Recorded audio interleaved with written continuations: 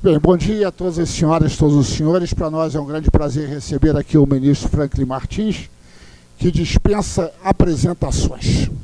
Com a palavra, o ministro Franklin Martins. Eu, em geral, procuro evitar falar muito sobre a imprensa, porque acho que a imprensa você deve procurar fazer e teorizar um pouco menos, porque quando a gente teoriza demais, a gente acaba entregando um pouco do leite. Mas já estamos aí no final do governo, eu acho que já dá para a gente conversar um pouco mais sobre o que fizemos, o que estamos fazendo, um balanço do que nós pudemos realizar nesse período. A comunicação do governo nesse período 2007-2010, ela obedeceu, de um modo geral, a 7 princípios. Eu vou listar os princípios e depois vou falar mais detidamente sobre eles e também dar alguns dados. Esses princípios são a comunicação integrada, ou seja, o governo não pode ficar passando mensagens contraditórias e as diferentes áreas do governo não podem ficar trombando entre si, tem que falar uma mesma linguagem. Segundo, a relação com a imprensa é o eixo da comunicação do governo, não é a propaganda. Terceiro, o governo garantirá sempre, isso é uma questão de princípio, que é uma conquista da sociedade, a liberdade de imprensa. Isso é parte do trabalho de comunicação do governo. Agora, a liberdade da imprensa não implica que a imprensa não pode receber críticas ou não pode ser corrigida. Ao contrário, ela deve ser corrigida e deve receber críticas quando erra e desinforma a população. O quarto princípio é de que não existe uma imprensa só. Existem muitas imprensas com características e necessidades diferentes e a comunicação do governo deve atender a todas as imprensas sem privilegiar qualquer uma delas. O quinto princípio é que a publicidade do governo deve obedecer a critérios técnicos claros, transparentes, acessáveis por todo mundo, para que todo mundo possa acompanhar. O sexto princípio é um princípio de profissionalismo, transparência e fluidez nas relações com todos os meios de comunicação, seja no trabalho de imprensa, seja na publicidade. E, por último, a institucionalização, ou seja, nós fazemos uma comunicação que ela tem de ter como meta criar instrumentos, criar marcos legais estáveis, entende? Para que isso possa ficar para o futuro e também para que isso possa ser acompanhado pela população. Então, eu vou começar falando sobre a comunicação integrada. Em outras épocas, nós tínhamos, na verdade, 3 áreas de governo. Eu estou me referindo, assim, do núcleo do governo, não estou me referindo a cada um dos ministérios. 3 áreas de governo que faziam comunicação, vamos dizer, do núcleo do governo. Era a Secretaria de Imprensa da Presidência, que fazia comunicação da Presidência da República, do presidente e, ocasionalmente, algumas outras coisas da Presidência da República. O segundo, o porta-voz. O porta-voz expressava as opiniões do presidente. Terceiro, a publicidade. Publicidade institucional. Só abrindo um parênteses, nós temos no governo, como muitos de vocês sabem, 2 tipos de publicidade. Uma publicidade institucional e outra publicidade de utilidade pública. De utilidade pública, exemplo, campanha de vacinação, educação de trânsito, chamar os pais a inscreverem as crianças nas escolas, etc. E são campanhas de utilidade pública. Institucional são aquelas que são uma prestação de contas do governo ou algo, vamos dizer, que consolida determinadas ideias-força da mensagem do governo. Só quem está autorizado a fazer publicidade institucional é a SECOM. Nenhum outro ministério pode fazer. Os outros ministérios só podem fazer publicidade de utilidade pública. O que acontecia? Ficavam 3 áreas do governo, você tinha porta-voz, Secretaria de Imprensa e a SECOM, fazendo comunicação de governo, e como acontece em todo lugar onde existem seres humanos, entende? Começavam logo a disputar, a brigar, um se sentia incomodado com o trabalho do outro, ciúme, inveja, briguinha, pronto. Então, cada um fazia uma coisa e o governo chegava lá embaixo com uma tremenda cacofonia. Ele não conseguia se comunicar corretamente. Quer dizer, o presidente Lula decidiu em 2007 que isso tudo seria unificado na SECOM. Hoje em dia, porta-voz, a Secretaria de Imprensa e o que era o trabalho da antiga SECOM, que hoje em dia nós chamamos de Secretaria de Comunicação Integrada, tudo isso está numa mesma estrutura, obedece a uma mesma diretriz, tem um comando apenas, fala uma mesma linguagem, e nós achamos isso extremamente positivo, e isso dá resultado. Só para dar um exemplo para vocês, um exemplo muito simbólico. No período da crise, 2008, final de 2008, quando a crise atingiu o Brasil, a crise foi em setembro, mas ela começou a atingir mais fortemente a partir de novembro. A comunicação integrada permitiu que nós evitássemos ruídos e dispersões na comunicação do governo e passássemos uma ideia-chave, que era de que o Brasil estava preparado para enfrentar a crise, o Brasil sairia da crise com mais rapidez, mas isso dependia de uma participação ativa da população. Ativa de entender o seguinte, que ela, ao comprar, ao consumir de forma responsável, ela jogava um papel crucial para manter a roda da economia girando. Porque se ela não comprasse, se ela não consumisse, com medo de perder o emprego, vou poupar um pouco mais, etc., aí é que o sujeito poderia perder o emprego. Porque se o comércio não vendesse, não encomendava da indústria, a indústria, com menos atividade, contratava menos gente, o sujeito perdia o emprego, então você tinha a roda da economia travando toda, era necessário mantê-la girando. Manter girando não era uma decisão de governo, era algo que a sociedade tinha de fazer. Então, isso o presidente começou a falar em todas as suas entrevistas, em todas as suas intervenções. O presidente foi em cadeia de rádio e televisão, cadeia de rádio nacional de rádio e televisão, acho que foi 22, 23 de dezembro, fez um pronunciamento à nação dizendo vamos continuar consumindo de forma responsável, etc. E nós entramos na SECOM com uma campanha de publicidade forte, pesada, cujo eixo era esse, tinha que manter a roda da economia girando, etc. Então, nós passamos ali durante 2, 3 meses, nós tivemos uma disputa na sociedade. É só lembrar que grande parte da imprensa naquele momento dizia o mundo está derretendo, o Brasil está derretendo, e como o governo não tem competência, porque assim agora foi só sorte, entende? Vai derreter o Brasil junto. E nós vamos para o vinagre, e agora é que eu quero ver. E aí, o que nós dizemos? Não, ao contrário, o país está preparado, a casa está arrumada, nós temos boas condições, a crise não foi aqui, a crise veio lá de fora. Nós temos condições de enfrentá-la se mantivermos o sangue frio. E a população manteve o sangue frio, continuou consumindo de forma responsável. Significativamente, no período da crise, o consumo da classe C, D e E do Nordeste, Norte e Nordeste, foi mais forte do que a classe AB no Sul e segurou-se o tranco. Segurou-se o tranco. E o Brasil saiu mais cedo da crise. Tivemos problema? Tivemos problema. Mas o Brasil saiu da crise mais rápido que outros e depois já saiu o quê? Engatado, entende? E crescendo mais forte. Então, esse é um exemplo típico de como a comunicação tem que ser integrada. O segundo princípio é o da relação com a imprensa, é o eixo da comunicação do governo. Existe muito uma tendência, certas pessoas, e isso vale certos ministros, certos dirigentes de autarquias, de estatais, de achar que a publicidade é que resolve tudo. Então, começa a ter um problema, precisamos fazer uma campanha publicitária. Isso geralmente não dá bons resultados. Primeiro, porque a publicidade não resolve tudo. A publicidade não resolve tudo. Segundo, porque se você não trabalhar com a imprensa, você precisaria de um investimento em publicidade de tal ordem, de tal volume para fazer frente, entende, aquilo que está na imprensa, que você dificilmente teria recursos para isso. Então, você tem de combinar e tem que entender que o eixo da comunicação, aquilo que sai na frente, é a relação com a imprensa. A publicidade, ela serve para consolidar determinadas ideias-força.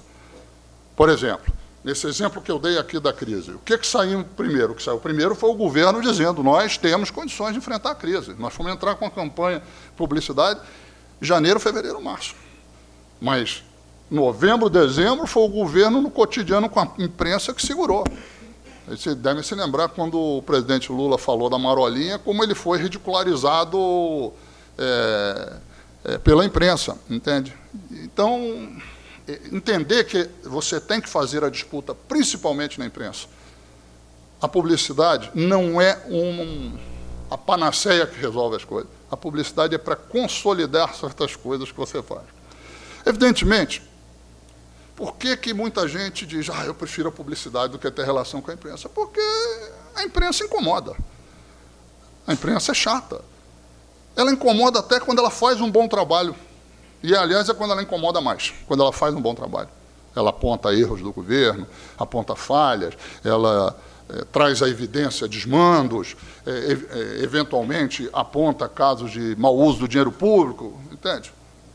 Ela faz isso, mas ela também incomoda quando ela trabalha mal, ela apenas é hostil, ela é contra. Hoje em dia nós temos uma imprensa hostil ao governo, de um modo geral. Não toda a imprensa, mas boa parte da imprensa. Eu digo assim, os jornalões, de um modo geral, não gostam muito do governo atual. É um direito que eles têm, não vamos discutir isso, é um direito que eles têm. Agora, o fato é que, em princípio, eles não têm nenhuma boa vontade com o governo. Não é grave, porque acho que a imprensa, não é função da imprensa ter boa vontade com o governo. A imprensa, em princípio, se tiver que ter boa vontade e má vontade, é preferível ter um pouquinho de má vontade. O problema é que ela só tem má vontade com o governo, ela não tem má vontade com a oposição, ela não tem má vontade com os empresários, é só com o governo. Se tivesse má vontade com todo o poder, ela estaria cumprindo bem o seu papel, porque ela teria que ter má vontade também com a oposição, que faz parte do poder político, de modo geral. Mas então nós temos uma imprensa hostil ao governo. Então, muitas vezes, uma atitude de defesa, o administrador, o ministro, etc., ele se tranca, se segura e acha que vai resolver os seus problemas com a campanha publicitária depois. Não vai. Tem que enfrentar. Eu sempre digo o seguinte, quando nós chegamos ao governo, nós perdíamos de 5-0 todo dia na imprensa. Todo dia. O noticiário era absolutamente contrário ao governo. A minha meta foi o seguinte, vamos perder de menos. Em vez de perder de 5-0, vamos perder de 4-1. Vamos perder de 3-2. Um dia nós ganhamos de 1-0, que o outro lado moscou. Mas isso quer dizer o seguinte, nós temos de disputar todos os dias, dar a nossa versão todos os dias, responder a perguntas sem pé nem cabeça todos os dias. Às vezes engolir, tomar um copinho d'água, não um copo d'água aí, tomar um golinho d'água, dar uma risadinha para o alto assim, para ganhar 10 segundos, para não passar raiva e responder com todo charme, todo entusiasmo, etc., aquela pergunta que foi feita, porque ela está sendo feita. Se eu deixar ela sem resposta, é pior. É melhor eu responder. Então, eu acho algo muito discutido dentro do governo, e eu acho que o presidente Lula, nesse aspecto, foi decisivo, acho que ele entendeu isso perfeitamente, então passou o quê? A ter uma disputa diária. Todo dia, e quer dizer que o noticiário era favorável? Não era, mas ele já, mal ou bem, ele botava, de alguma forma, a visão que o governo tinha. Então, nós começamos a perder de 2-0, 2-1, um dia não ganhávamos, etc. E como eu acho que manchete de jornal, por mais bem feita que seja, por melhor que seja o mancheteiro, não é mais forte que a experiência das pessoas. Se a situação estiver melhorando e o jornal disser que está piorando, o sujeito vai acreditar uma vez, 2 vezes, 3 vezes, depois de 10 vezes ele vai dizer, não é bem assim. E ele vai começar a ter uma visão crítica, não apenas em relação ao governo, mas também em relação a quem faz aquelas manchetes, ou quem faz aquelas matérias que não traduzem o que a experiência dele de vida está dizendo para ele. Então, se ele acha que o Brasil está melhorando, se ele acha que a vida dele está melhor, e alguém diz que o tempo todo que o Brasil está indo ladeira abaixo, depois, num certo tempo, ele diz que não é verdade. Aí, se o cara diz, não, o Brasil está só indo por sorte, que melhorou só por sorte, e ele vê que vem uma crise, que o mundo todo se arrebenta, e que o Brasil segura a crise, ele diz, não pode ser sorte, porque nós seguramos isso aqui, e sorte não é tão ruim também assim, é bom ter sorte. Então, você vai formando esse tipo de avaliação.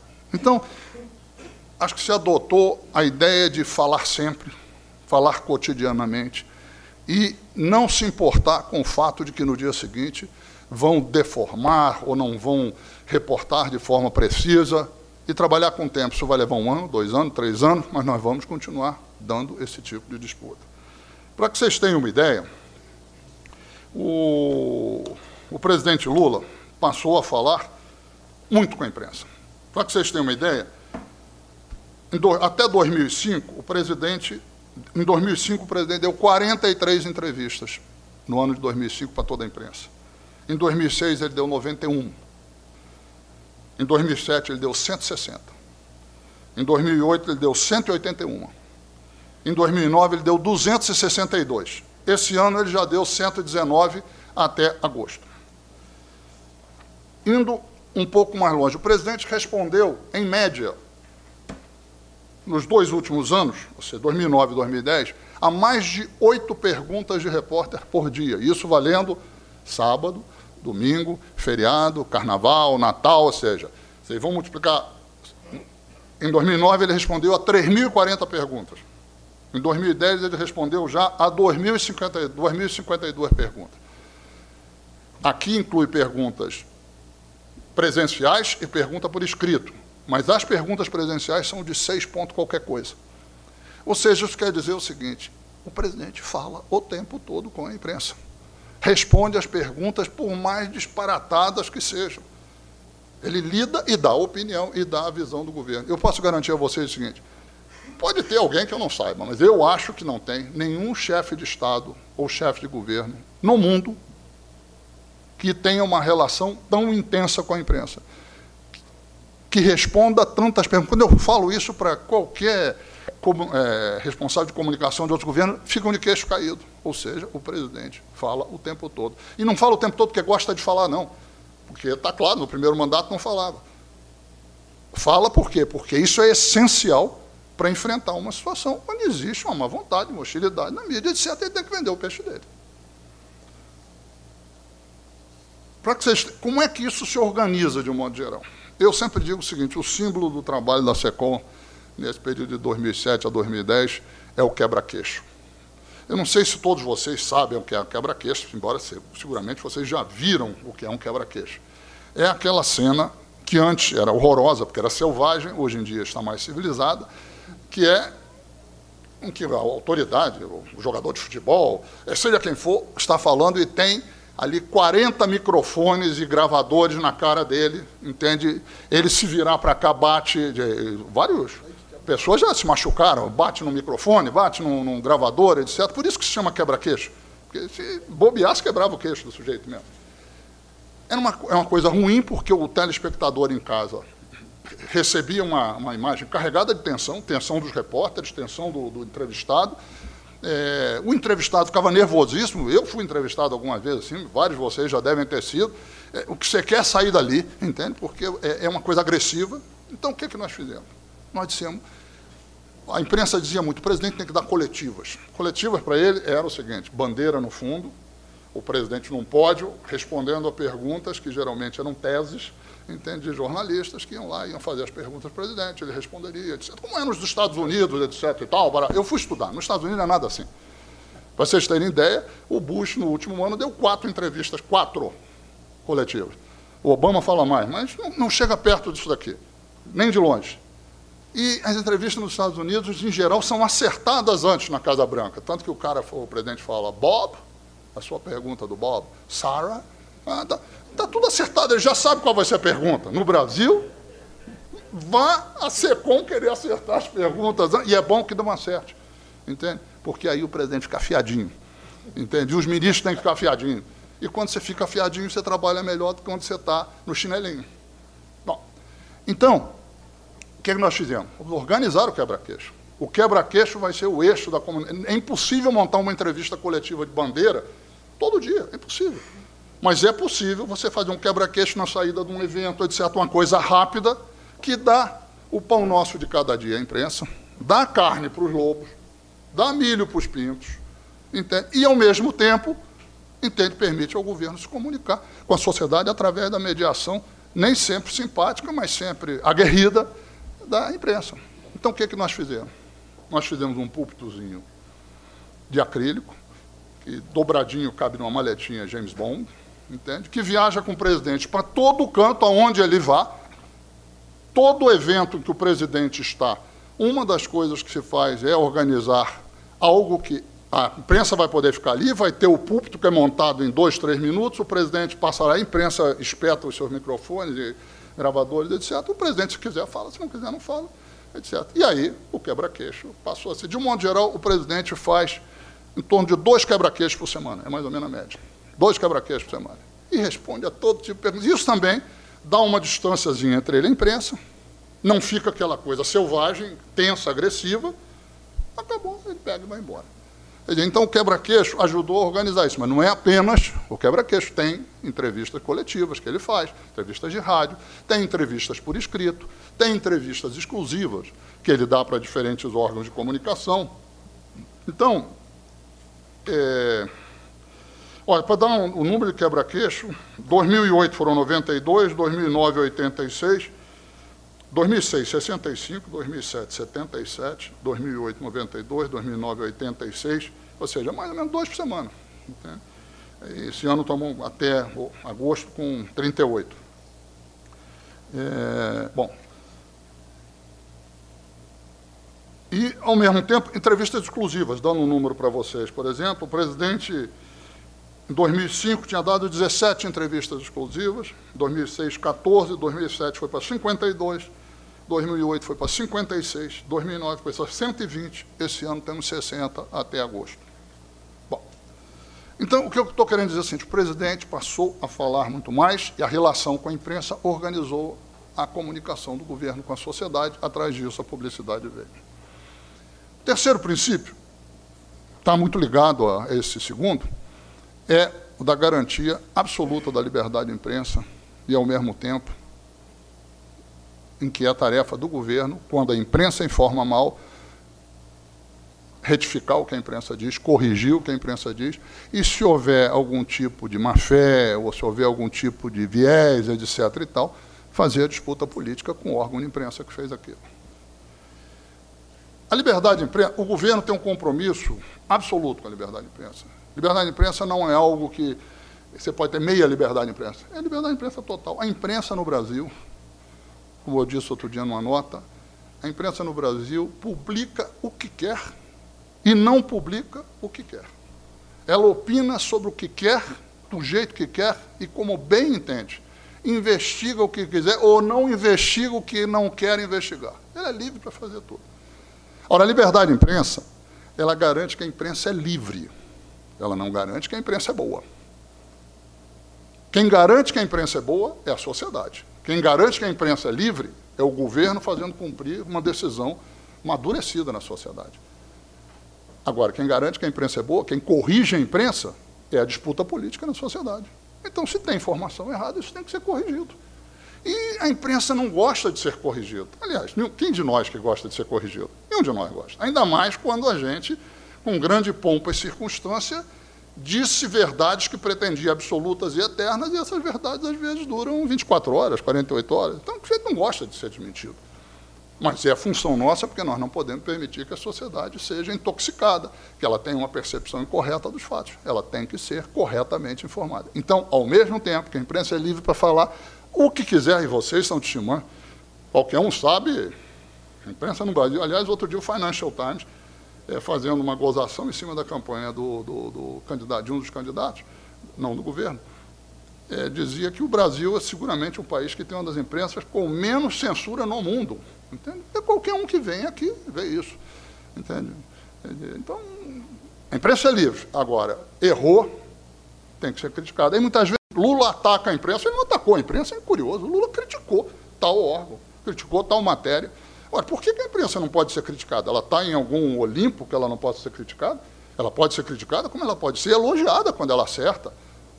E isso é parte da vida, todos nós. Entende? Então, essa combinação de a garantia total da liberdade de imprensa. E liberdade de imprensa, vamos entender o seguinte, liberdade de imprensa é a liberdade de imprimir.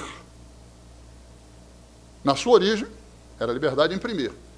Ou seja, o jornal pode imprimir o que ele quiser. Num sentido mais amplo, com rádio, televisão, é a liberdade de divulgar. Tem que ser absolutamente livre, não pode haver nenhum tipo de censura. Ora, isso não quer dizer que a imprensa não é responsável pelo que ela divulga, entende? Ela é responsável com todos nós, entende? Aí tem gente que diz, a liberdade de imprensa é absoluta. É absoluta a liberdade de imprensa. Agora, não é que é o seguinte, se eu caluniei alguém, eu não posso ser punido por causa disso. Eu posso ser punido. Ou se eu intoxiquei a sociedade com a informação incorreta, eu não posso ser corrigido, eu devo ser corrigido. Entende? Então, a liberdade de imprensa é a liberdade de imprimir, não é a liberdade de imprimir e ficar por isso mesmo. Não, eu imprimi, se eu errei, eu tenho que, meu erro pode ser apontado e deve ser apontado. Quando tem a imprensa madura, que entende que a crítica ajuda a imprensa a ser melhor, ótimo. Da mesma forma, quando tem um governo maduro que entende que a crítica da imprensa ajuda o governo a ser melhor, ótimo. O problema é que é difícil para todo mundo, tanto para a imprensa quanto para o governo, conviver com a crítica, mas isso é parte da democracia. O quarto princípio é de que nós temos muitas imprensas, não apenas uma imprensa. Eu acho que um erro que se cometia antes é que se via a imprensa como uma coisa só. E, no fundo, o seguinte, quem era a imprensa? Eram os grandes jornais, que se chama na gíria da redação, dos jornalões, as grandes redes de televisão e as grandes rádios de maior impacto, etc., e algumas agências de notícias. Isso era a imprensa. Na nossa avaliação, isso é uma imprensa extremamente importante, o que nós poderíamos chamar de uma imprensa nacional. embora é discutível. A Folha de São Paulo não é um jornal nacional, ele é um jornal de São Paulo. O Globo é um jornal carioca, não é nem fluminense, é carioca. Não tem nenhum demérito, os jornais, por definição, de um modo geral, são locais. Nos Estados Unidos, o único jornal que se meteu a ser um jornal nacional, o US Today, está até hoje patinando. Você tem o New York Times, que é importante em New York, o Washington Post é importante em Washington, o Los Angeles Times é importante em Los Angeles. O jornal, por definição, é um órgão de comunicação local, da mesma forma que as rádios. As televisões é que são grandes redes, de um modo geral. Então, essa imprensa nacional, nós vamos admitir, porque ela tem uma influência, um impacto nacional, era aquilo que era visto como imprensa. Mas ela não é a única imprensa que nós temos no país.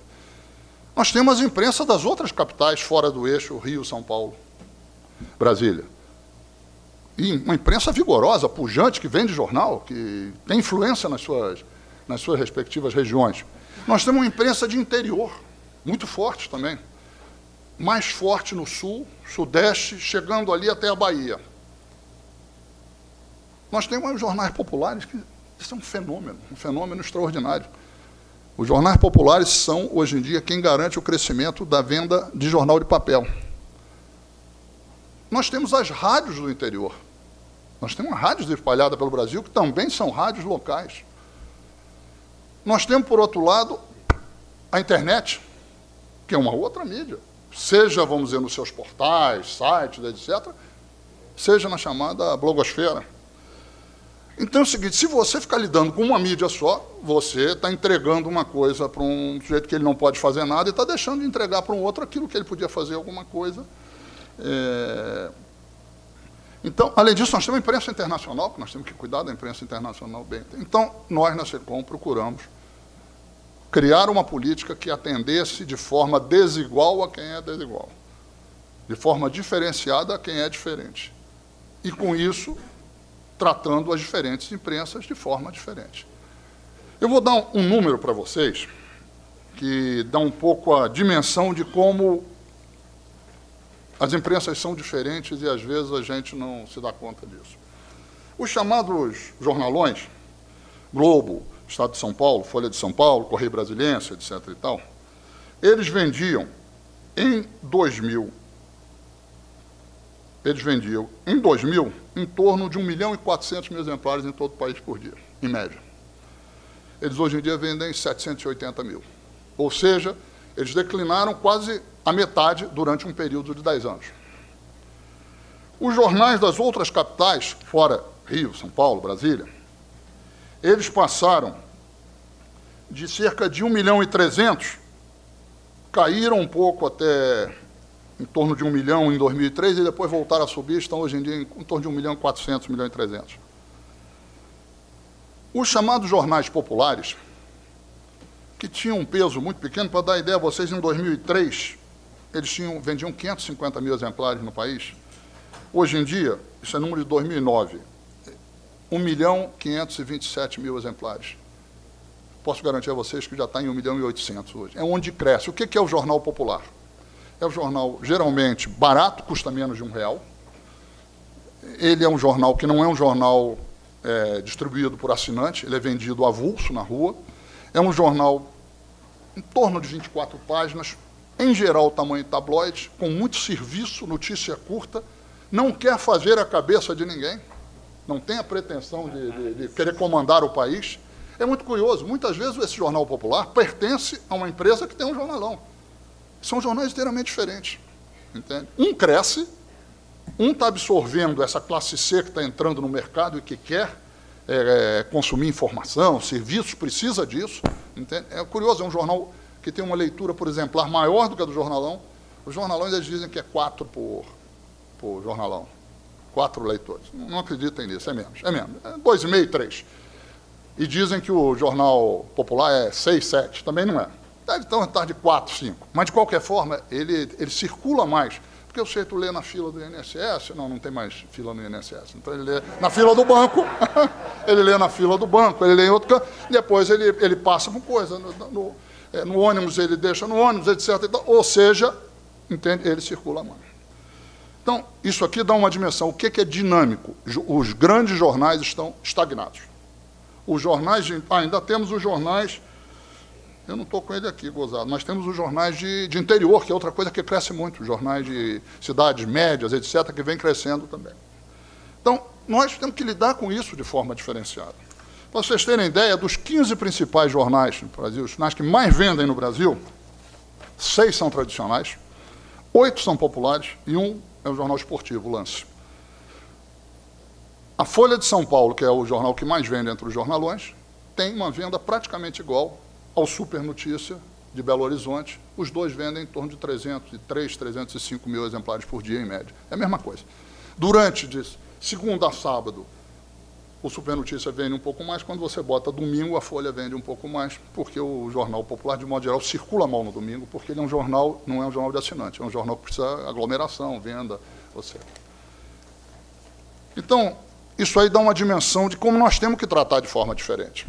E se nós temos que tratar de forma diferente, como é que fazemos isso? Então, ao mesmo tempo que nós damos atendimento ao que são os correspondentes no Palácio, nós damos um atendimento específico aos jornais populares, que não tem correspondente no Palácio. Nós damos um atendimento específico aos jornais das capitais do Norte, Nordeste, Sul, que não tem, muitas vezes, na maioria dos casos, correspondente no Palácio. E também aos jornais de interior. Vou dar um exemplo para vocês. Lançamento do Minha Casa Minha Vida. Nós já sabíamos que não teria uma grande simpatia da grande imprensa o lançamento. Em princípio, nós teríamos uma cobertura politizada. Como foi? No dia seguinte foi invariável. O governo diz que vai fazer 1 milhão de casas, mas não dá prazo. O que é que nós fizemos? Porque nós já sabíamos que ia ter isso.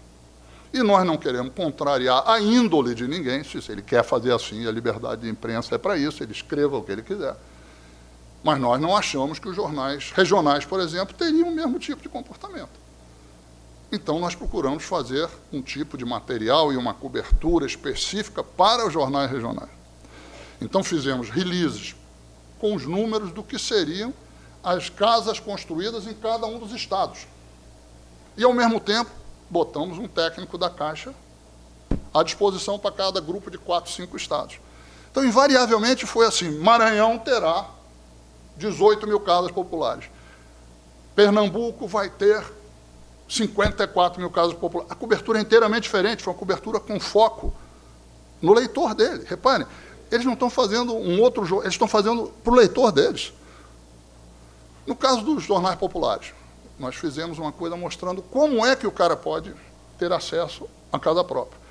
Então, os jornais populares, invariavelmente, inclusive alguns jornais regionais também foram na mesma linha, é o seguinte: como você pode atingir o sonho da casa própria? Um jornal de serviço. Entende? Se fosse um esquema antigo, nós levaríamos as críticas de que não demos prazo e ficaria por isso. O que nós fizemos? Para todos os gostos. A mesma coisa quando se instituiu o negócio do INSS, a aposentadoria em 30 minutos. Nós já sabíamos que... Então, os jornais populares acabaram dando muito bem, os jornalões... O governo lança, mas há dúvida se vai cumprir ou se não vai. Dúvida na vida, quem não tiver dúvida, qual é o problema? É se o governo lança. Então, tratamento diferente para quem é diferente. E fazendo outros produtos também.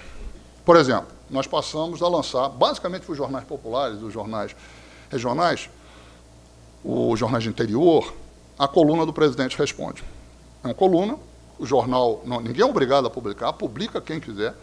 Os jornais mandam perguntas, se selecionam 3 perguntas por semana, o presidente responde, a SECOM responde a pergunta, leva ao presidente, ele diz: isso aqui não está bom, tem que mudar, isso aqui eu acho que tem que acrescentar esse dado, consulta aos diferentes ministérios para ver. Ou seja, mas se manda para os jornais, isso é publicado. Essa coluna, para você ter ideia, ela é publicada hoje em dia por 156 jornais no país, não pelos jornalões. Jornalões não publicam mesmo, e nós sabíamos que não iam publicar. 156 jornais têm 2.400.000 leitores nesse total. Ou seja, é um tremendo sucesso. Ela responde a questões do cotidiano das pessoas, aproxima o presidente das pessoas, nos ajuda a conhecer problemas que estão lá embaixo. A mesma coisa o Café do Presidente. Entende? Ele é uma coisa flutuante, mas, de um modo geral, são 600, 800 rádios de todo o país que divulgam ele, total ou parcialmente. Entende? Então, nós temos um instrumento disso. Mas, imprensa regional. Nós descobrimos o seguinte: O presidente vai, vamos dizer, ele vai a Paraíba. O que é que nós fazemos em primeiro lugar? O presidente vai a Paraíba, digamos, inaugurar uma universidade, lançar uma obra de saneamento, então, e outra coisa. Nós, na véspera, mandamos técnicos para lá para dar uma entrevista coletiva sobre aqueles assuntos específicos. Antes não se fazia isso. Então, a entrevista do presidente, o presidente desembarcava lá, era uma coisa meio assim, e a grande imprensa pautava. Então, a grande imprensa ia para as entrevistas coletivas, era só o nhenhen da política de Brasília. Quando começou os técnicos a falar sobre os problemas que existem, etc., o que acontece? Primeiro, isso sai no jornal no dia da chegada do presidente.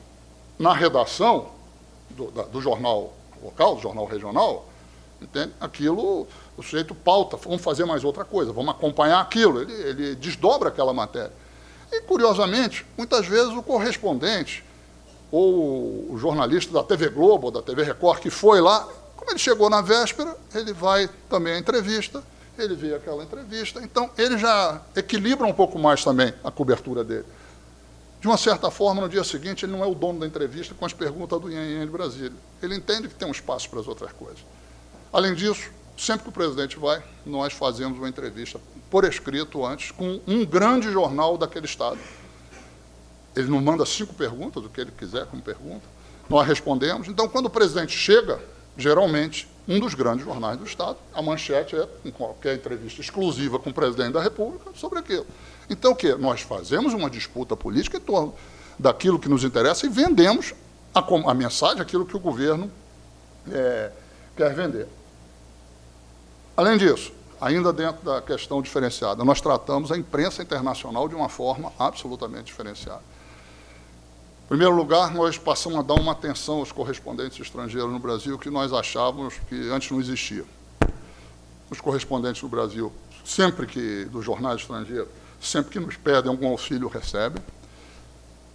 Praticamente todo mês há um café, você já deve ter ido, imagino, um café ou um almoço, com os correspondentes estrangeiros, ou em São Paulo ou no Rio. É um bate-papo, mas isso tem uma importância para os correspondentes muito grande. Primeiro, que eles se informam, fazem matérias, etc. Segundo, que eles ficam com contato dentro das estruturas do governo para poder ter acesso, entende, à informação. Nós, ao mesmo tempo, muitas vezes, levamos correspondentes estrangeiros em ações do governo importante, por exemplo, transposição de água do São Francisco. Nós levamos correspondentes estrangeiros para visitar, para ver, etc. E, além disso, nós combinamos isso com um trabalho também de relações públicas no exterior, de caráter mais institucional, não é muito ação de governo.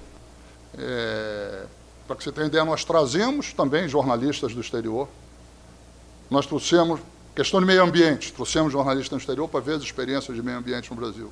Isso teve um impacto na cobertura de meio ambiente depois. Eles começaram a ver que o Brasil é um país sério nessa área. Censo. Nós trouxemos pessoas do exterior para ver o censo no Brasil. As pessoas ficam de queixo caído quando vê o que é o censo no Brasil. Porque eles não têm ideia de que o Brasil é um país com instituições, o Brasil é um país forte, é um país pujante, é um país que tem democracia, uma democracia vigorosa. Eles não têm informação. Agora, eleições.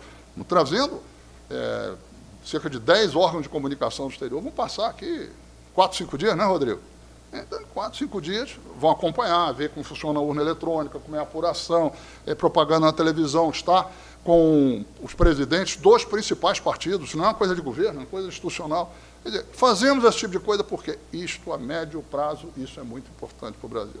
Além disso, nós fazemos um trabalho de relações públicas no exterior. Hoje em dia, nós acompanhamos o tempo todo, nós sabemos, está melhorando nossa imagem, está piorando nossa imagem, melhorou por causa dessa área, por exemplo, meio ambiente, economia, piorou por causa da área social, ou vice-versa, etc. E, de um modo geral, nós, hoje em dia, temos um patamar de notícia altíssimo, altíssimo, que não é fruto do trabalho da SECOM, é fruto do trabalho do país como um todo, quer dizer, mas, evidentemente, nós temos como monitorar esse tipo de coisa e, ao mesmo tempo, ser capaz de fazer os ajustes necessários na política de comunicação do governo. Além disso, o presidente, quando viaja, ou mesmo quando não viaja, o presidente, hoje em dia, fala muito com a imprensa internacional. Para dar um número a vocês aqui, acho que eu não vou dar não, porque acho que eu não trouxe, mas é um número grande, e falou com todos os grandes órgãos de imprensa internacional, televisões, rádios, principalmente jornais, revistas, etc. Hoje em dia nós temos uma exposição do Brasil espetacular lá fora, e acho que isso é um trabalho muito positivo. Por último, ainda dentro da questão aqui das mídias específicas, nós, na área eletrônica, não só temos o site da presidência, etc., como nós lançamos o blog do Planalto. O blog do Planalto, o objetivo é o seguinte, é dar uma munição rápida, dar informação rápida sobre tudo que o governo faz, a presidência faz, e corrigir aquilo que foi incorreto. O objetivo nosso não é ter 500 mil acessos por dia. O nosso objetivo ali é ter 5, 10 mil acessos por dia que seja, mas que isso esteja repercutindo na blogosfera e esteja colocando a opinião do governo, a nossa posição, para ser debatida também. Atingiu plenamente nossos objetivos, entende? Nós somos, vamos dizer, o blog do Planalto é citado em grandes blogs ou em grandes portais, pelo menos 10 vezes por dia, entende? Para ter ideia de como que isso funciona.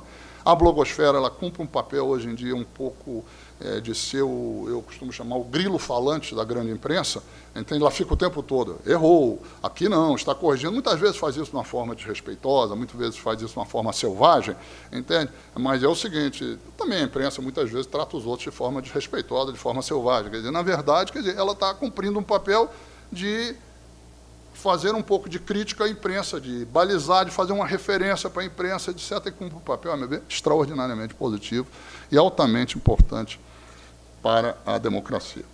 Bom, eu já estou falando demais, mas eu ainda vou ter que falar mais um pouco. Publicidade. Nós passamos a adotar critérios técnicos na publicidade.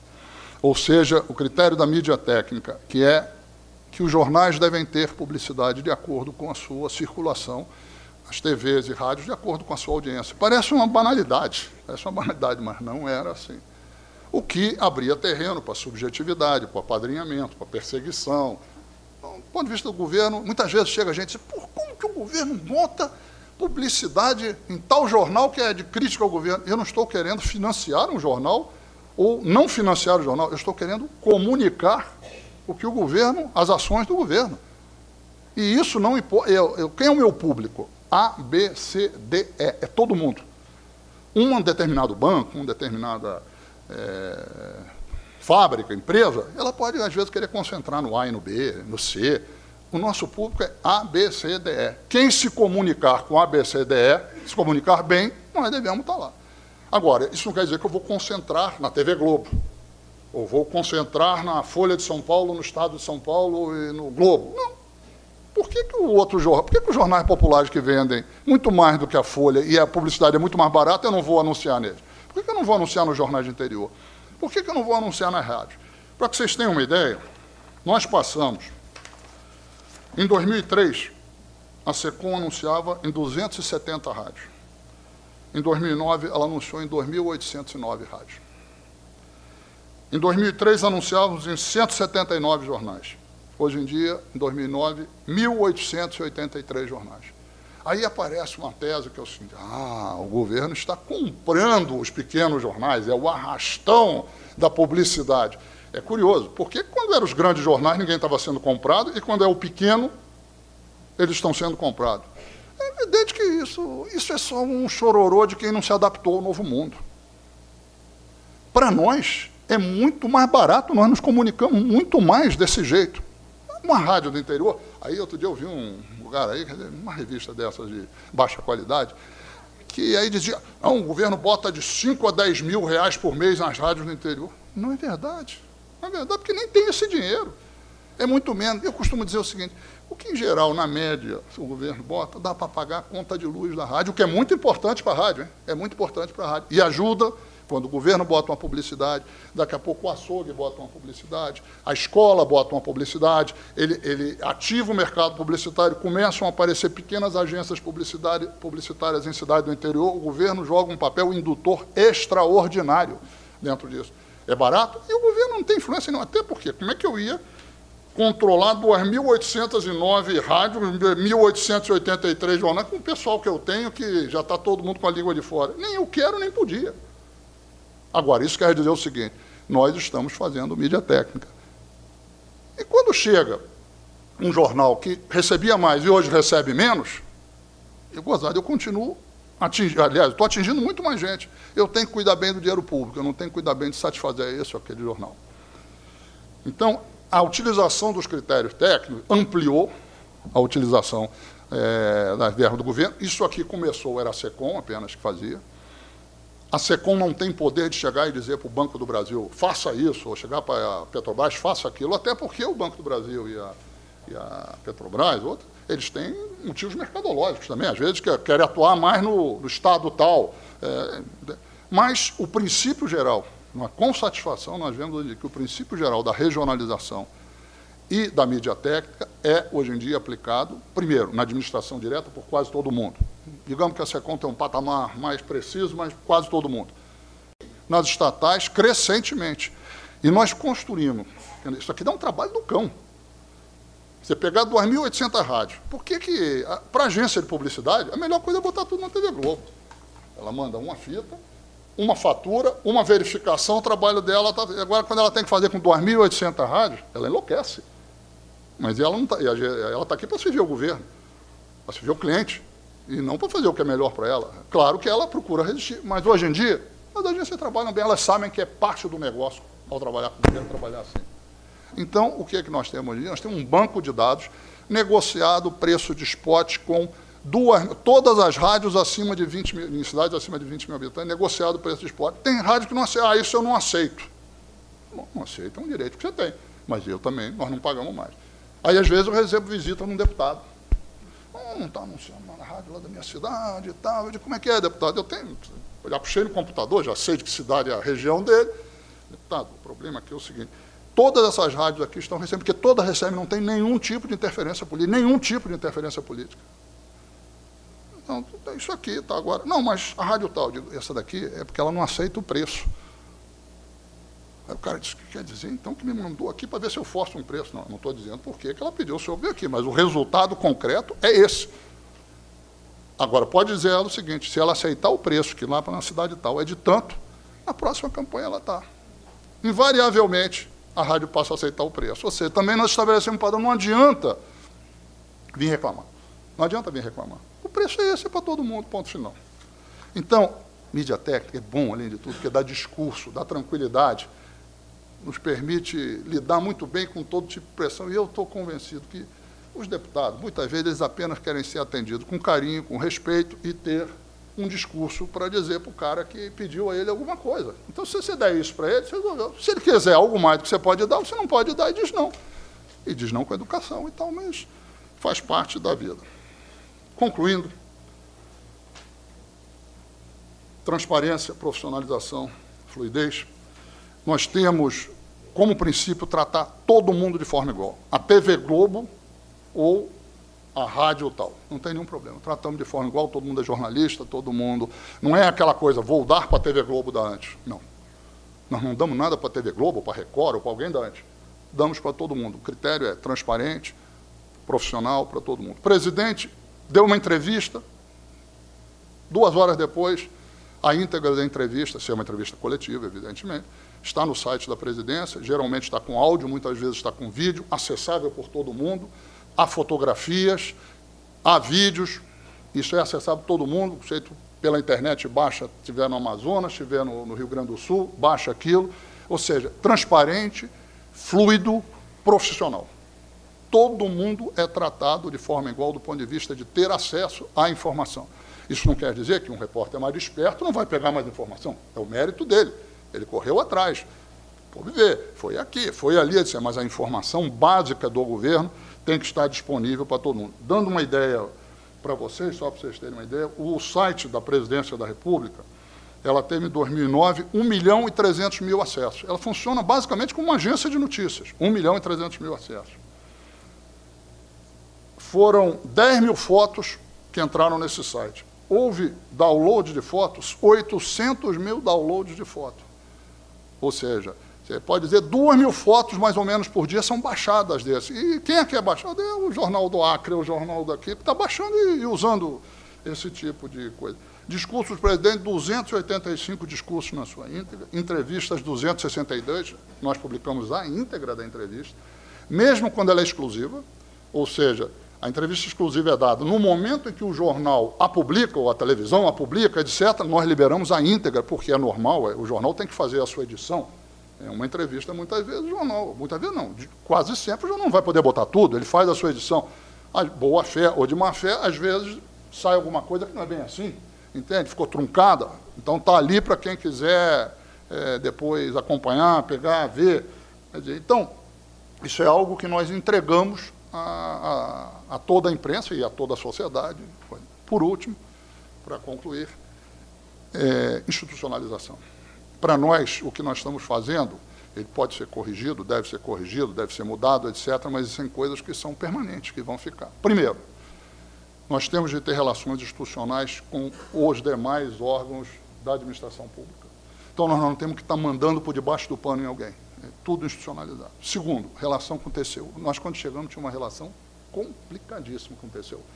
Tinha havido a crise de 2005, a área de publicidade tinha sido muito afetada pela crise, o TCU havia aprovado um acórdão com 27 pontos, que, na prática, inviabilizava qualquer trabalho de publicidade do governo. Para ter ideia, um dos pontos era cada campanha publicitária tinha que ter uma licitação. Era uma coisa que, se eu fosse fazer a licitação para a campanha publicitária, até você concluir a licitação, 6, 7 meses, você perdeu o momento da coisa. Mas nós vimos que a maioria dos pontos levantados pelo TCU ou já batiam, já concordavam com aquilo que nós pensávamos, ou eram contribuições importantes. Na verdade, se adotou 20 dos 27 pontos do TCU, se rejeitou 7, foi lá, discutiu, eles insistiram, nós insistimos. Bom, acabou, hoje em dia nós temos uma relação, eu te digo, muito boa com o TCU. O TCU nos ajuda, entende? O critério de mídia técnica que eu expunho aqui é algo que o TCU referenda. Então, quando um deputado começa a me encher muito, um dono de um grupo, eu digo, olha, eu até gostaria de te atender, mas o TCU está aqui fungando no meu cangote, não tenho como, e o cara entende também. Se não entender, o problema é dele. Entende? E isso é o seguinte, institucionalizou, isso é muito bom. Segundo, a institucionalização do ponto de vista do país. Grande parte do trabalho que nós fazemos no exterior, entende, tem a ver com a institucionalidade do país, não é governo. Todo o nosso trabalho de relações públicas no exterior, eu citei aqui alguns exemplos, ele tem a ver com essa questão institucional. Quer dizer, nós queremos que isso fique, mas achamos que o Brasil não está metendo o pezinho na porta ali, pedindo por favor. Não, o Brasil é um grande país, uma democracia vigorosa, um país com grandes recursos, um povo criativo, um povo multiétnico e multicultural, capaz de produzir coisas extraordinárias, entende? Tem uma liderança, uma projeção no mundo crescente. Isso deve se refletir institucionalmente no trabalho nosso no exterior. Eu já falei demais, estou aberto para as perguntas.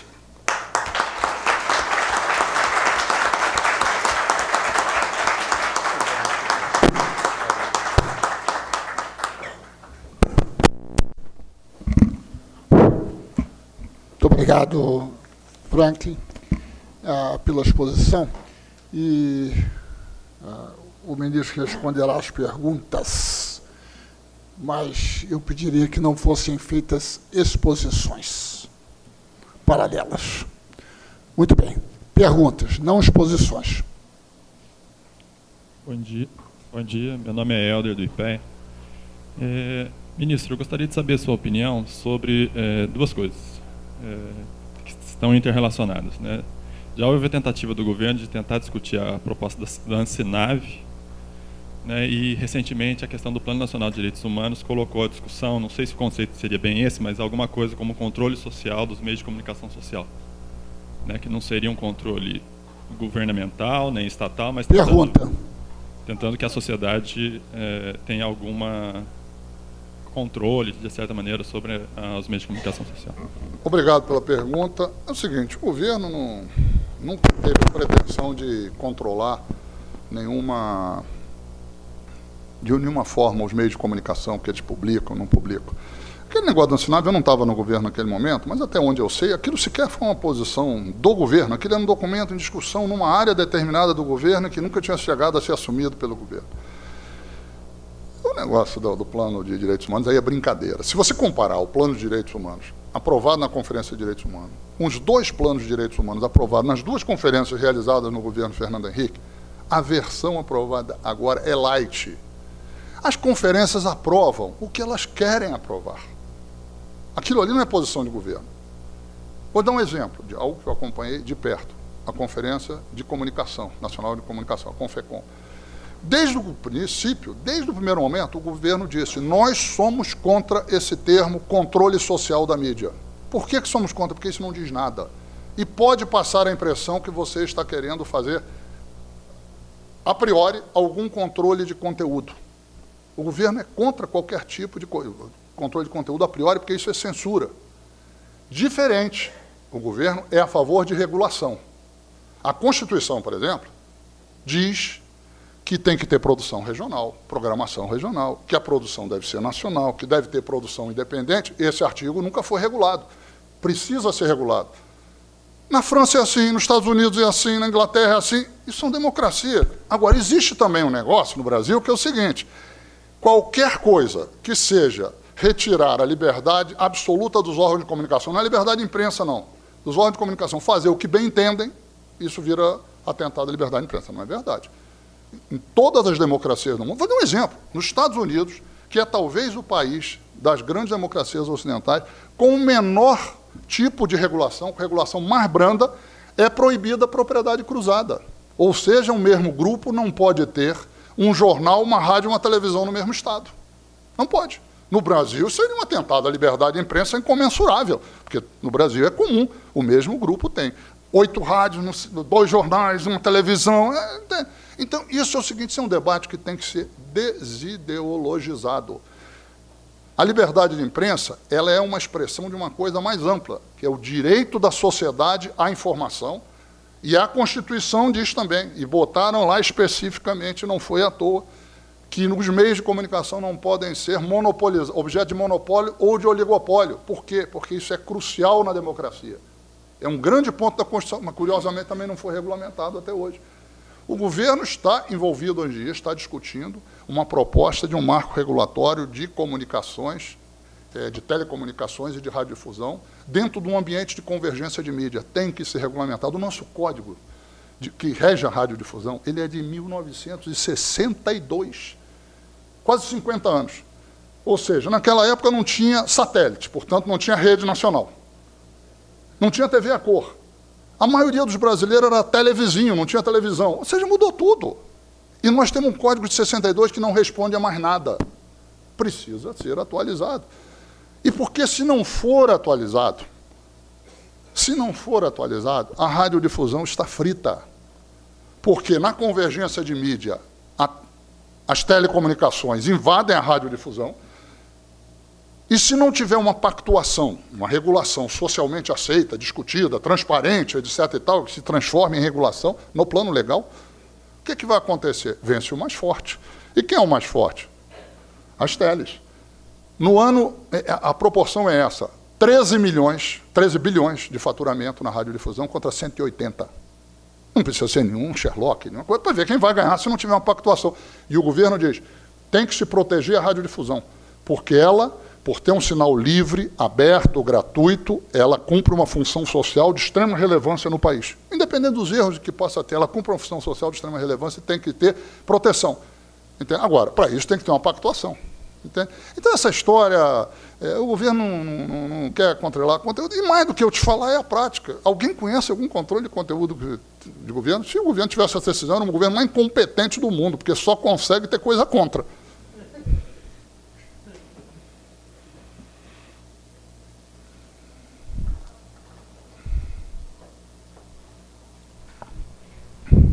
Ana Paula Calil da SAI. Eu queria ouvir um pouco as percepções do senhor da crítica que é feita ao tempo que o presidente dedica à sua candidata, acompanhando-a em comícios e etc. Olha, o presidente, como qualquer pessoa, é um cidadão. Ele tem o seu horário de expediente. Fora do horário de expediente, ele faz a disputa política com qualquer cidadão. Você, qualquer um de nós, se quiser, entende, pode fazer campanha política para o seu candidato. Vamos ter claro o seguinte, isso é uma hipocrisia. Em qualquer lugar do mundo, os governos tratam de eleger seus sucessores. E os governantes se expõem. É verdade que quando os governantes estão mal na ficha, não tem grande aprovação, eles se escondem. Ou são escondidos pelos candidatos que eles apoiam, dos seus partidos, mas quando eles estão bem na ficha, eles são... Então é o seguinte, o presidente, nós temos uma disputa política, isso é que é o bom da democracia, uma disputa política hoje em dia que é o seguinte, este governo deve ter desdobramento, deve ter continuidade, ou esse governo deve ser revisto e substituído por um governo de inclinação diferente. Essa é a disputa. Isso é bom, a sociedade tem que discutir. Se a maioria quiser que mantenha, vai votar a favor de manter. Se a maioria quiser trocar, vai trocar. O presidente deve fazer essa disputa. Entende? Um governador de Estado deve fazer essa... É engraçado, os governadores sempre fizeram isso, os prefeitos sempre fizeram isso, muita gente não falava. Hoje em dia, enche a boca o presidente. Na verdade, é uma tática da oposição. Se ela pudesse, queria manter o presidente ali dentro do gabinete no palácio sem sair, porque acha que ele dá voto para o outro lado. É um direito dela, mas é um direito também do presidente dizer, me desculpe, mas eu vou trabalhar fora do horário do expediente pela candidata que eu julgo que é melhor para o país. Isso é normal.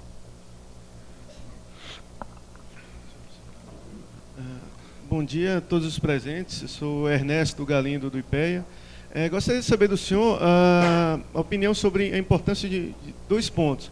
Um sobre a capilaridade da Voz do Brasil, no interior do país, e outro sobre a ação antecipada que, a exemplo da Petrobras e do IPEA, tomaram, divulgando entrevistas na íntegra de veículos de comunicação. Tá.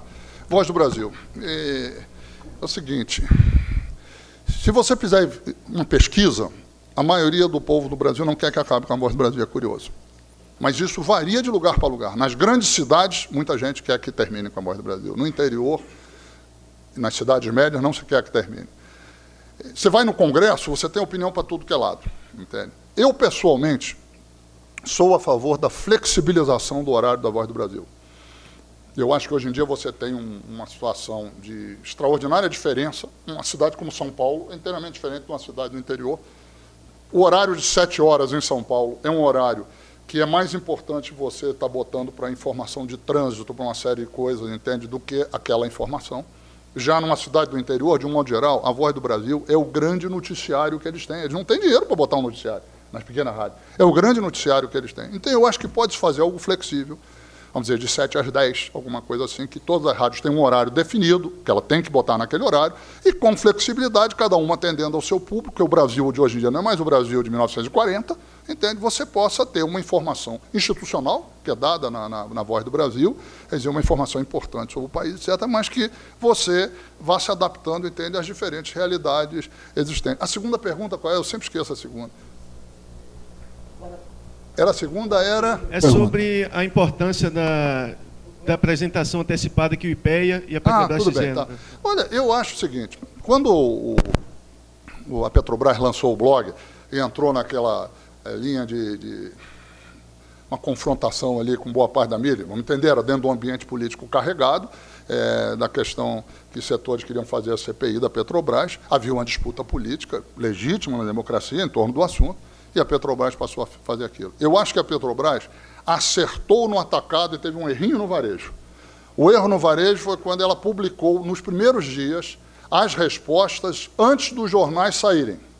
Entende? Com isso, ela abria perguntas dos jornais para outros jornais e eu acho que ela estava antecipando uma coisa que ela não devia fazer. Mas ela retificou logo depois, eu inclusive conversei com a Petrobras sobre isso.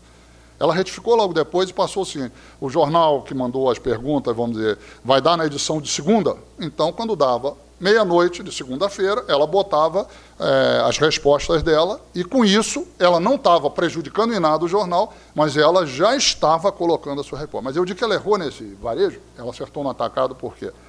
Ficou evidente que a Petrobras, com isso, inclusive, ajudou a boa parte da imprensa a viajar menos na maionese. Porque era obrigada, entende? Eu entendo que os jornais, por razões de edição, não vão publicar respostas inteiras. Mandaram 10 perguntas, não vão publicar as 10 respostas. Eles não têm espaço para isso. Mas eles não podem pensar, escolher e achar que aquilo é neutro. Eles não podem editar e não têm responsabilidade pela edição. É assim e ponto. Não. O que a Petrobras mostrou, disse assim, uma outra leitura é possível disso aqui. Ou aqui houve deformação, aqui houve uma intoxicação. Isso os jornais reagiram muito mal no primeiro momento, e é compreensível, como eu disse, ninguém gosta de ser criticado. Mas depois, eu acho que os jornais melhoraram a sua cobertura em relação à Petrobras. Volta e meia tem problemas, entende? Agora, por exemplo, o IPEA fez isso, entende? Eu acho muito bom, deixa pular um pouco, a imprensa também tem que se adaptar a esse novo mundo. Eu costumo dizer o seguinte, o jornalismo está vivendo uma transformação extraordinária. Extraordinária. A meu ver, como jornalista, extremamente positiva. Eu olho com muito otimismo. Mas nós estamos vendo o fim de uma era e o começo de outra era. Desde do seu aparecimento, o jornalismo, em alguns países, desde o final do século XVIII, na maioria dos países no século XIX, até hoje, nós tivemos um tipo de jornalismo, que é o seguinte: é o jornalismo onde você tem um núcleo ativo que produz a informação, no Olimpo, desligado de uma massa passiva que consome informação. É o que eu brinco, dizendo que é a era do aquário. É o jornalismo da era do aquário. O aquário, no jargão das redações, é onde fica o comando da redação. O comando da redação fazia o que bem entendia. Nós, hoje em dia, estamos migrando para um jornalismo na era da rede. Ou seja, saiu o jornal, na rede, na internet, está todo mundo já discutindo. Isso não é bem assim, hein? Isso é assado, esse cara está com tal interesse. Ou seja, todos nós aqui lemos a notícia no jornal e temos os nossos blogs de referência hoje em dia. Que nós vamos lá depois, será que é bem assim? Aí você vê, isso vale, não é só para a política, não, para a economia, vale para esporte, vale para a cultura, vale para tudo. Então, é o seguinte, não temos mais um centro ativo, produtor de informação, no Olimpo, desligado de tudo, e uma massa passiva. Nessa massa passiva aqui, passou a ter atividade. As pessoas perguntam, questionam e obrigam os jornalistas do núcleo ativo, a turma do aquário, lê os blogs igualzinho a todos vocês. Se incomoda, porque os blogs, às vezes, são muito agressivos, muito selvagens.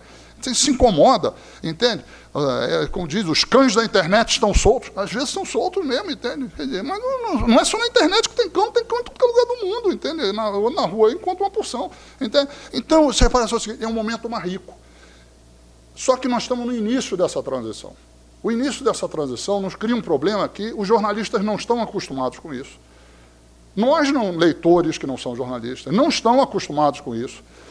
A atividade do jornalismo é uma atividade muito passível de erro, porque é uma atividade que você luta contra o relógio, etc. E eu acho que as pessoas, com o tempo, aprenderão a descobrir o que é o erro cometido de boa fé, que eu não tive tempo, no intuito de dar uma informação mais rápida para o leitor, e eu errei, entende? Da informação cometida de má fé, da manipulação.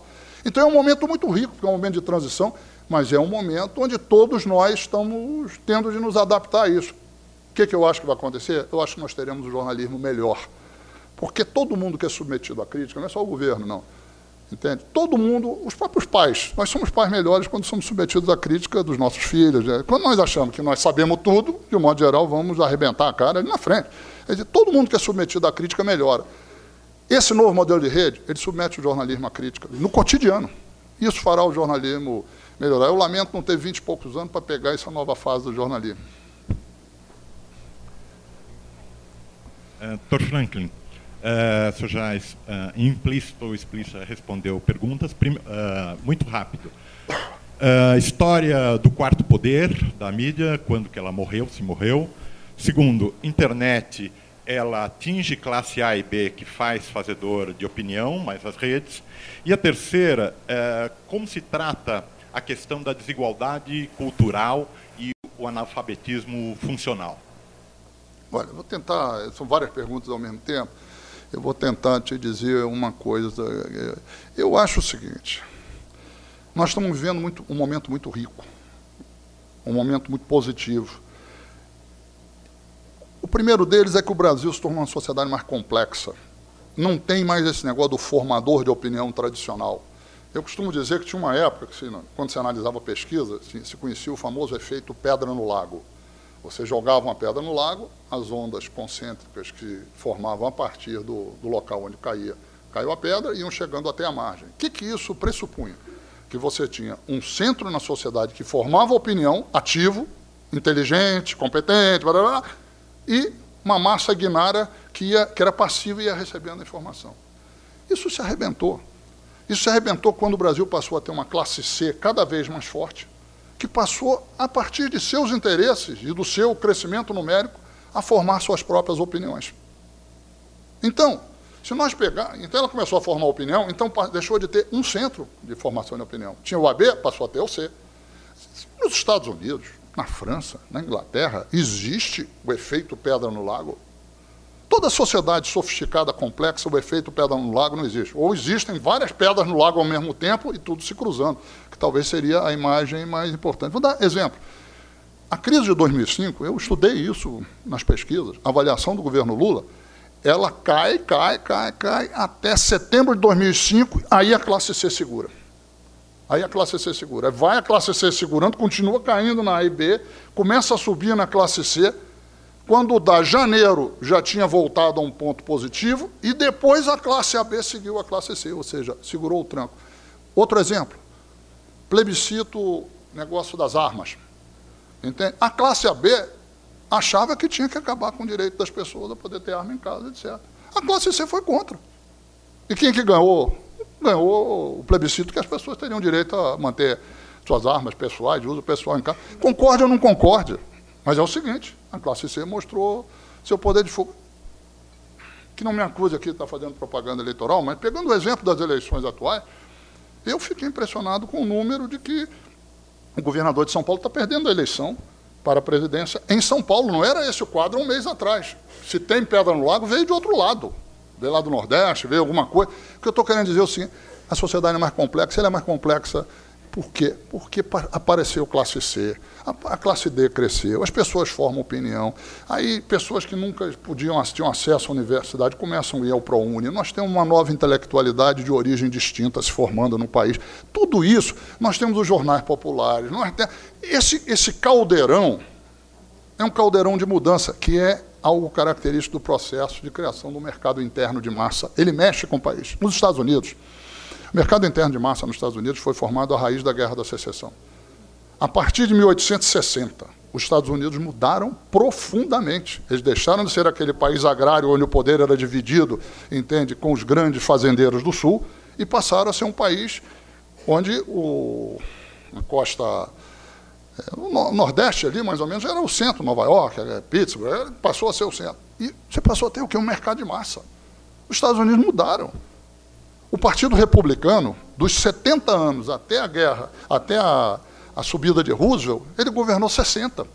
56, aliás. 56. Entende? Por quê? Porque o país mudou e os republicanos perceberam, eles foram, vamos ter claro, Lincoln era dos republicanos. A Guerra da Secessão e o fim da escravidão foi Lincoln, foram os republicanos que fizeram, que era o partido da formação do mercado interno de massa. E os democratas ficaram para trás, não entenderam o que estava acontecendo. Isso é bom, isso é ruim? Os Estados Unidos que vejam, mas reparem só, esses fenômenos são profundíssimos e mudam o processo de formação de opinião pública, de maiorias políticas, de definição de rumos na sociedade, porque, no fundo, é o seguinte, o Brasil deixou de ser um país onde meia dúzia decidia e o resto acompanhava, para ser um país, felizmente, mais complexo, mais sofisticado, mais gente apitando, mais confuso, mais tumultuado, muito mais rico.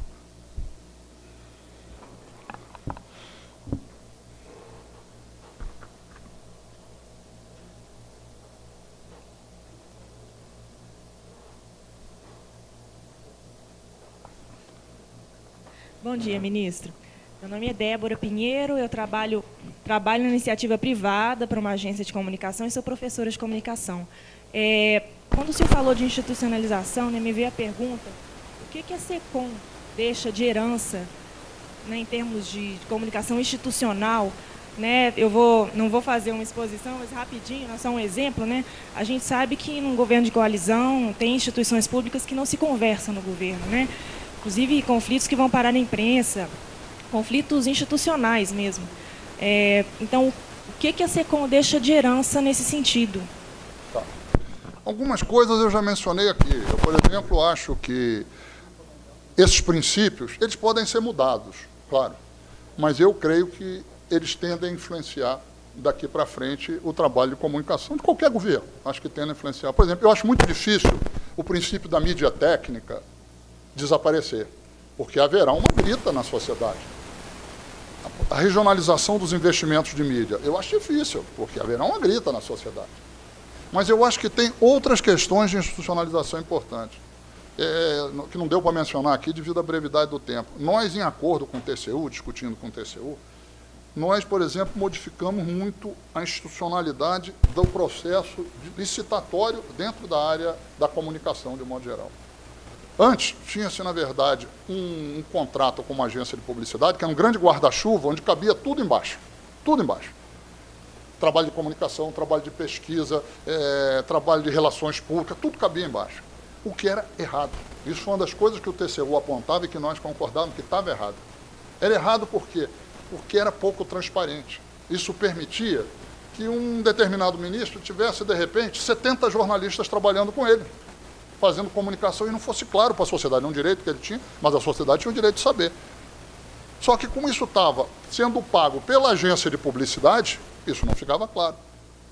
Então, nós fomos segmentando, decompondo, desagregando os diversos objetos. Então, se fez licitação para a agência de publicidade. O trabalho delas é fazer publicidade. Quer contratar pesquisa? Tem que ter uma licitação específica para pesquisa.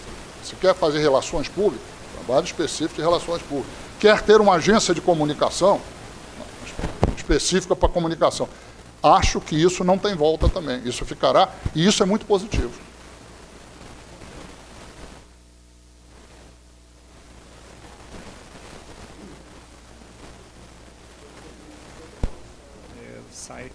Ministro, eu queria saber suas visões sobre participação estrangeira nas empresas de mídia no Brasil, sobretudo o desafio colocado aí pela internet e os sites da internet. Obrigado. Olha, eu, em princípio, acho que as empresas de comunicação devem estar sob controle de empresas nacionais. Eu não acho que deve haver mudança nisso.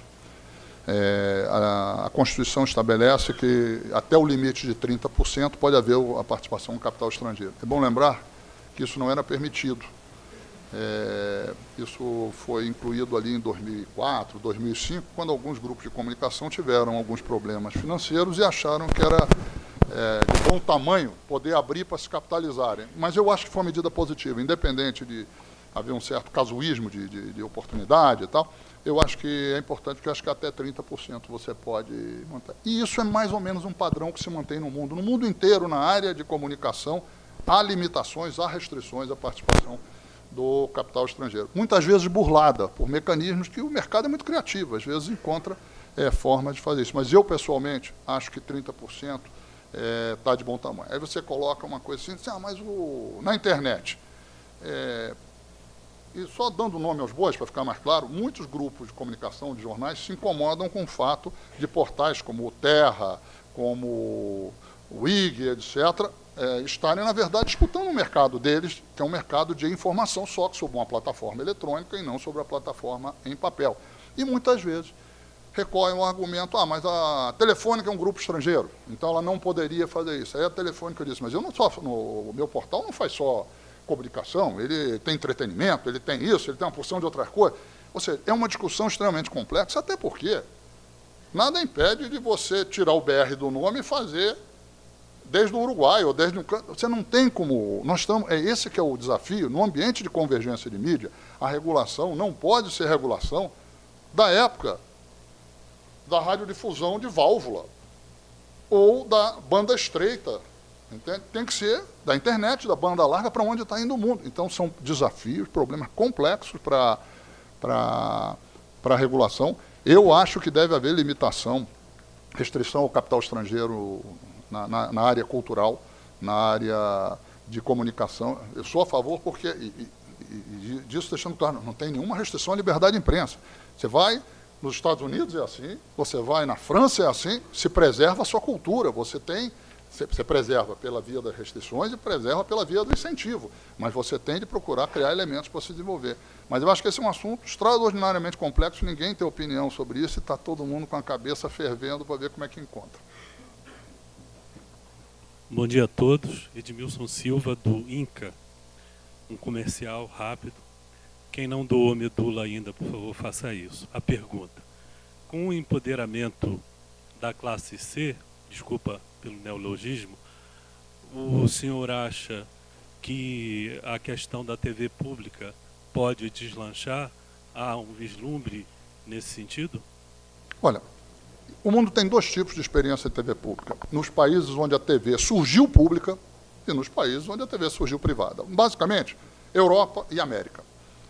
Na Europa, ela surgiu pública. Nesses países, a TV pública é fortíssima, porque ela tem 70 anos, entende, de tradição, e ela surgiu pública e só de 20 anos para cá que a TV privada comercial apareceu.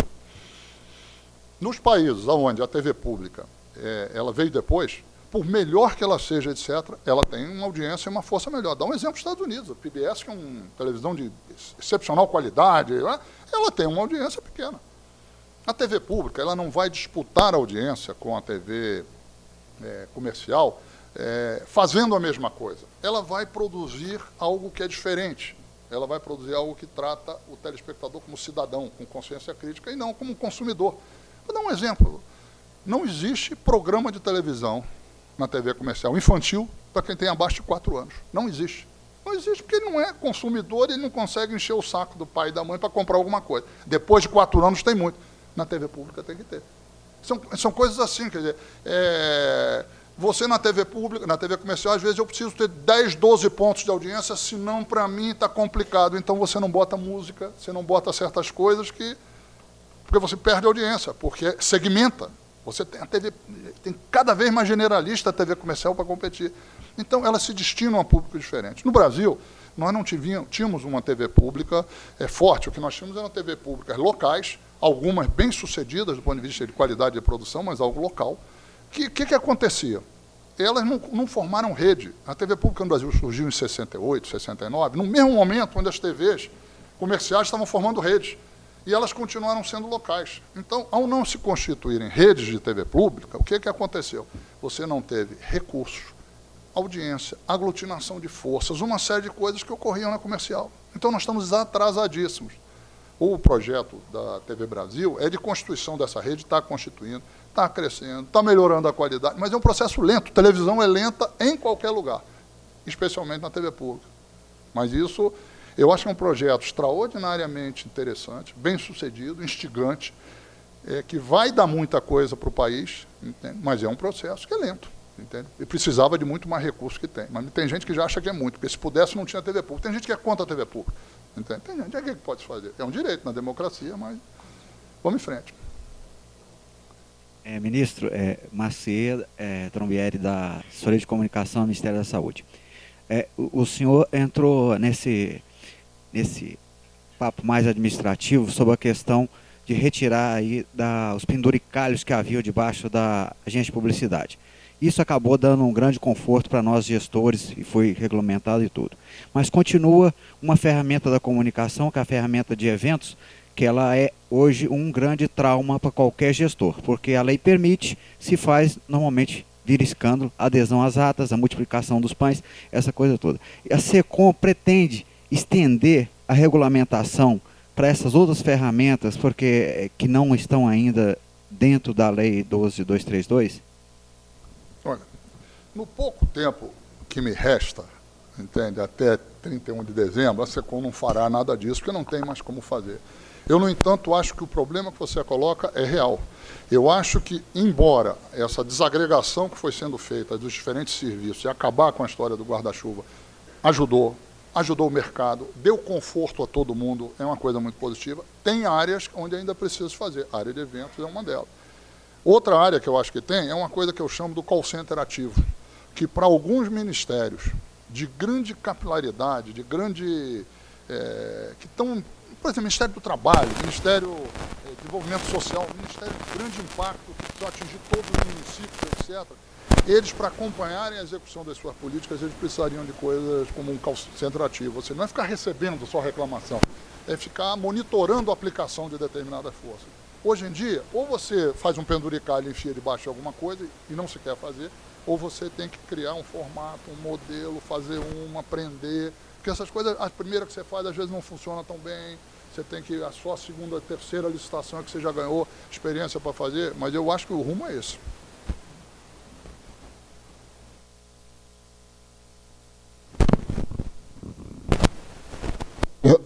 Mais alguma pergunta? Ali. E a última. Tá certo, ministro. Sandra, do IBAMA. O senhor mencionou que o jornalismo está entrando na era da rede, né? Eu gostaria de saber como é que a comunicação de governo deve se preparar e quais estratégias deve adotar para enfrentar essa nova era. Bom, eu acho que a gente está se preparando através de diversas coisas que foram ditas aqui, entende? Na verdade, todos nós estamos nos adaptando a essa coisa. De sair, repara, quando você está trabalhando com Diferentes tipos de imprensa você está se adaptando para isso. Quando você está entrando cada vez mais na internet, quando você está agilizando o tipo de resposta sua a eventuais erros da imprensa, tudo isso você está se adaptando a isso aí, entende? Você também tem que se abrir mais para interatividade, receber críticas, receber observações e muitas coisas de governo. É uma coisa delicada, porque o governo não pode, às vezes, também estar ali respondendo de bate-pronto a determinada coisa. Eu não posso. Repara só, quando nós fizemos um blog do Planalto, nós tivemos um problema. Vamos abrir para comentário? Bom, aí iam ter uns comentários absolutamente raivosos, selvagens, dentro do blog, e aparecer que o blog do Planalto era responsável por aquilo. Não dava. Aí, não, mas você pode, como é que tem o termo, né, monitorar?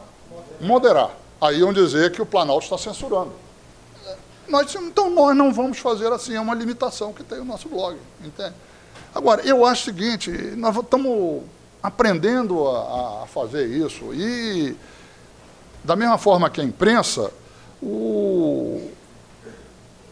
as instituições, no caso o governo, empresas, universidades, clubes que produzem notícia, também estão se adaptando a isso, entende? E vão aprender a fazer melhor.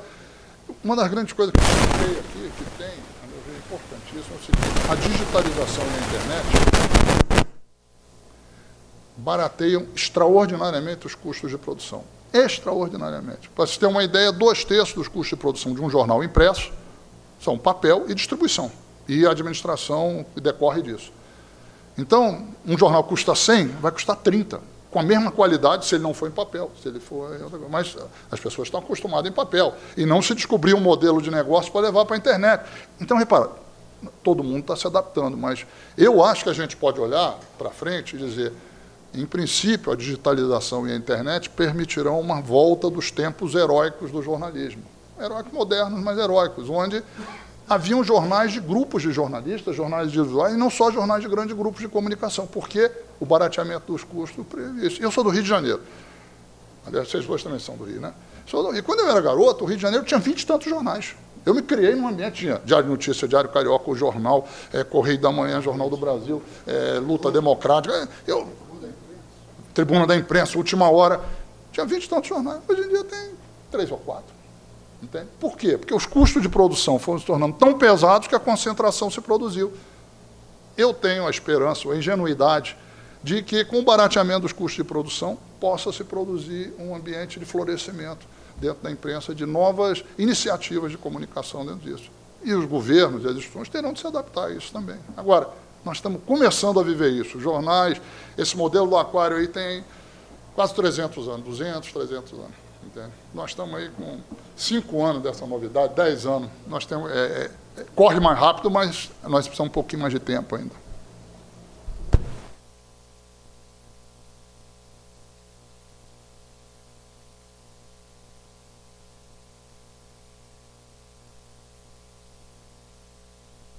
Em nome de todos, queria agradecer ao ministro Franklin Martins, a presença de todos os companheiros da SAI, do IPEA e de outros organismos, e dizer que agradecer também àqueles que fizeram perguntas e contribuíram para o debate, e desejar ao ministro e a todos nós muito sucesso e muita sorte nessa nova era. Para todos nós. Obrigado.